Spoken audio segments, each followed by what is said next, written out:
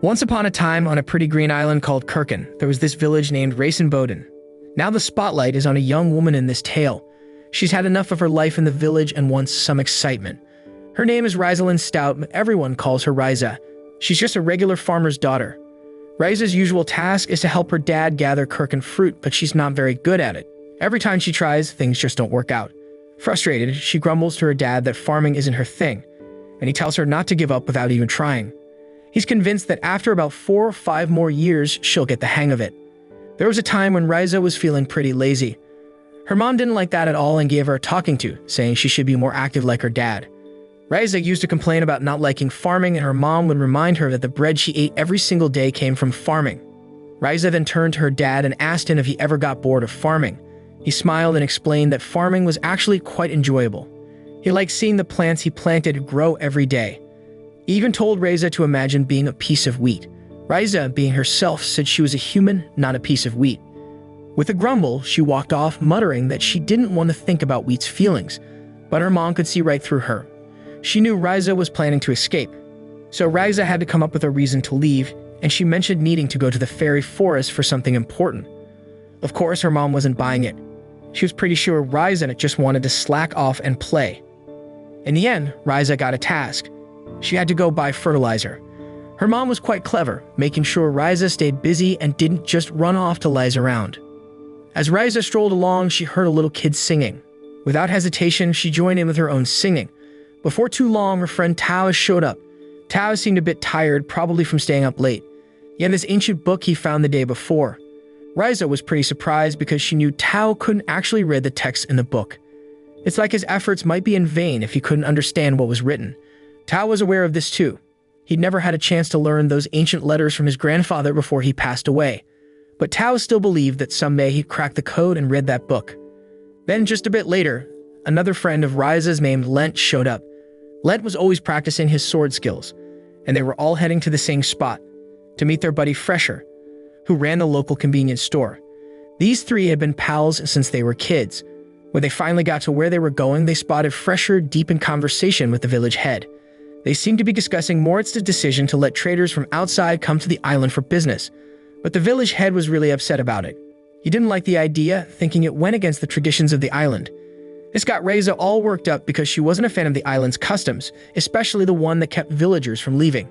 Once the village head left, Ryza and her pals went over to talk to Fresher. They wanted to get some more info and maybe even have a chat with the village head.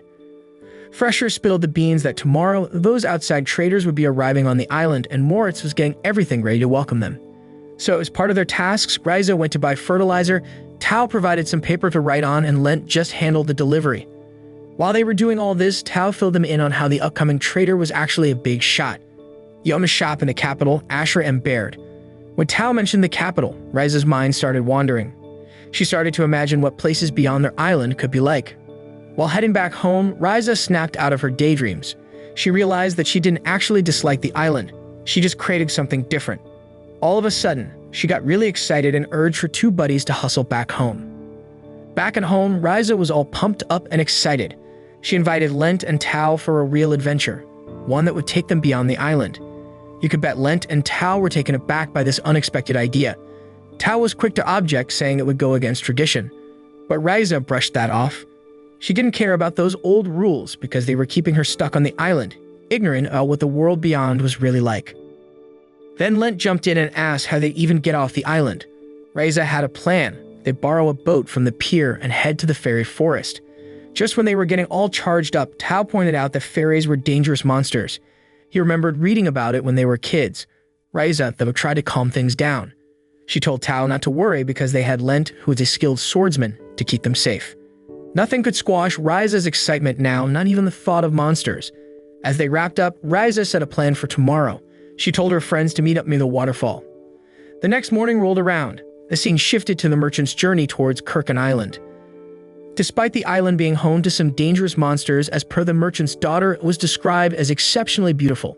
To be safe, the merchant had hired 2 guards to protect them during the journey. Interestingly, these guards were hoping to make a significant discovery because Kirkin Island was known for its many ruins. Meanwhile, Lent and Ryza were waiting at the waterfall for their late friend Tao. While they waited, Ryza collected sea urchins just in case they needed to fend off any monsters with them. Before too long, Tao arrived carrying a hammer-like weapon. With everyone together, they were all set to head out. But as they were making their way to the pier, Ryza noticed Agatha and her group heading in the same direction. Panic set in for Ryza. She knew that as long as they were around, they wouldn't get permission to use the ship. On the other hand, Tao was actually relieved that the adventures seemed to be off the table. However, Ryza wasn't ready to give up. She still had a plan to whisk her friends away somewhere. In the distance, two men seemed to be observing, clearly irritated at the thought of Ryza and her pals causing trouble again. Meanwhile, there was this woman named Romy who still really wanted to hop on the ship to greet the traders. And not too long after, Agatha showed up and gave Romy a hard time, calling her an annoying kid. As for Ryza, her current plan involved using a fishing boat to cross the island. Tao and Lent weren't too thrilled about it, though. They thought it sounded super risky. They believed they should use a boat with the proper sail if they were going to cross the island. But before anything could kick off, a decision had to be made. Ryza kicked things off by suggesting they venture into the forbidden western area. At first, neither of them were up for it. But when Ryza mentioned a shining tower up in the northern part, Lent got all excited.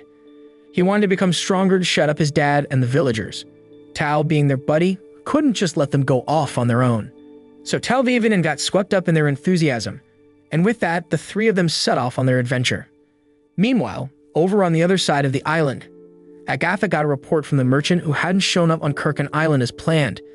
It turns out his daughter had vanished from the group, which was a bit of a habit for her. Worried, the merchant sent 2 guards to search for and locate his daughter before they made their way to Kirkin Island. Now back with Ryza and her friends, they had arrived on the opposite side of the island.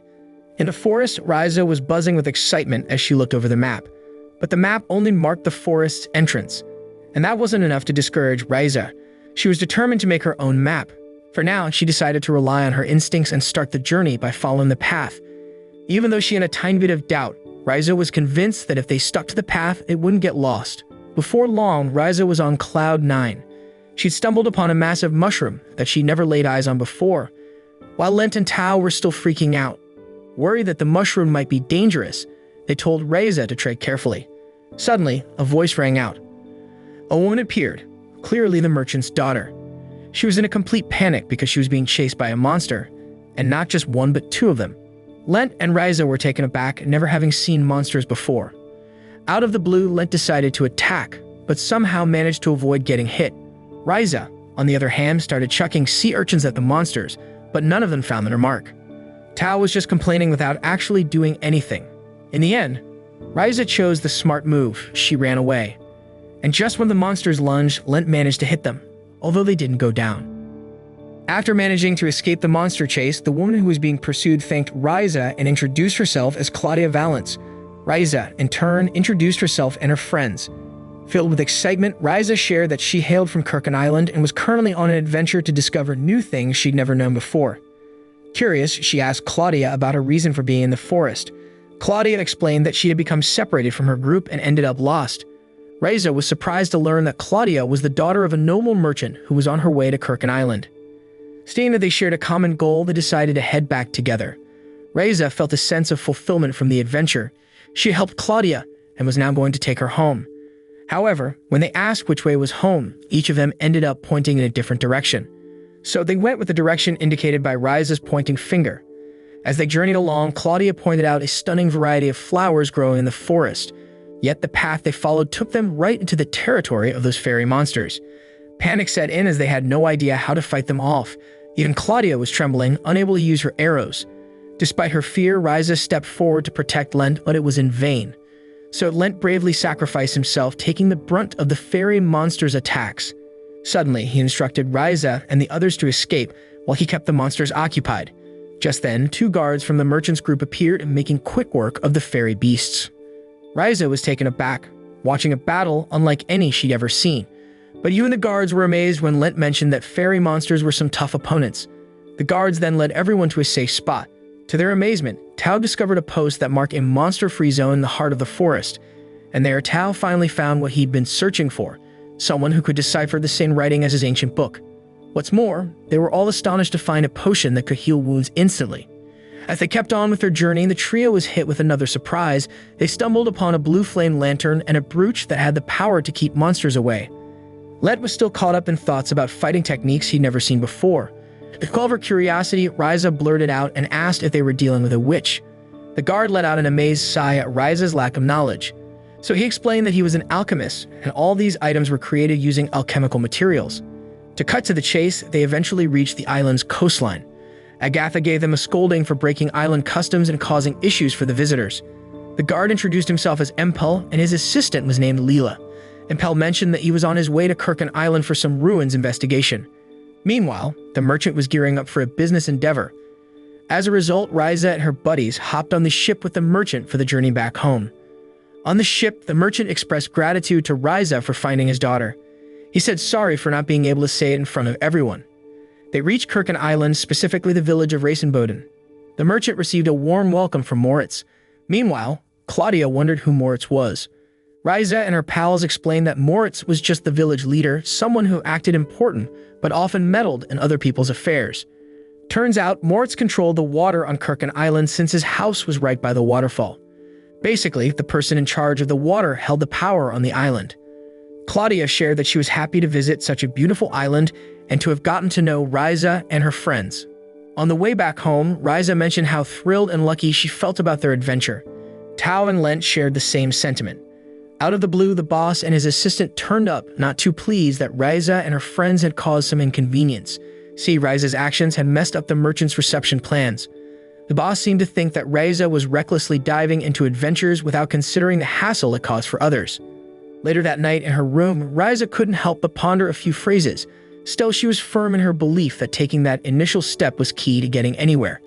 Thanks to their adventure, Ryza had finally met an alchemist. The next morning rolled in, and Ryza got a surprise when Tao and Lent showed up. Turns out the three of them had the same idea. They wanted to visit Empel and Leela. At Empel's place, Ryza and her buddies thanked them for the help they'd given the previous day, but they had their own goals in mind. Lent wanted to learn how to fight from Empel. Tao asked Empel to translate his ancient book. Ryza, on the other hand, hoped to learn about alchemy. At first, Empel was hesitant because he had plans to investigate some ruins, but things changed when he saw Tao's ancient book, which turned out to be about mechanical structures. Plus, since Tao had an underground library, Empel decided to assist Tao as it could also help him find what he was looking for. Leela was up for teaching Lent if he could show her some spots on Kirkin Island. However, when Ryza asked for lessons in alchemy, she got turned down. Turns out, alchemy wasn't as simple as passing on to others. It required a special talent. Then Ryza came up with the idea of proving her talent through a test. Empel agreed and told her to find a plant similar to one they had. While searching for it, Ryza had a brain freeze, forgetting where it was. She had a feeling she'd seen that plant somewhere before. Out of the blue, Claudia popped by to say hi. She mentioned that her dad had rented a house on the island for a while. Claudia hoped Ryza would drop in at her place every now and then. Ryza pledged to take Claudia on a tour of unique island spots. And just like that, when talking about the island, Ryza suddenly remembered where the herb she needed was. She bid goodbye, and there were heaps of those herbs around. It struck Ryza as unbelievable that these plants she'd seen since childhood were actually alchemical ingredients. Later on, Ryza returned to Empel's place with a bag full of herbs. Empel asked her how she felt collecting alchemical materials for the first time. Ryza said it was super fun because there were lots of cool things to discover while searching. Then it was time for Empel to test her synthesis skills. He showed her how to mix the herbal ingredients. First, you put the two ingredients together, give it a stir, and remember your mind has to be pure, no dirty thoughts. Also focus on the potion you want and let it enhance the mixture. Ryza jumped right into practicing what she just learned. She combined the two ingredients and stirred while keeping her mind clean. Totally unexpectedly, she made a supplement potion on her first try. This meant Ryza had the talent for alchemy, and that brought a huge smile to her face. She was thrilled because her ordinary life was about to get a whole lot more exciting. And there you have it, the end of the story.